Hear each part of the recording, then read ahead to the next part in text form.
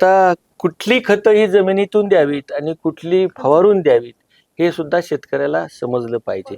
काय होतं की मायक्रोन्यूट्रिएंट अनेक प्रकारचे असतात, त्याच्यामध्ये अनेक प्रकारचे मॉलिक्युल्स असतात.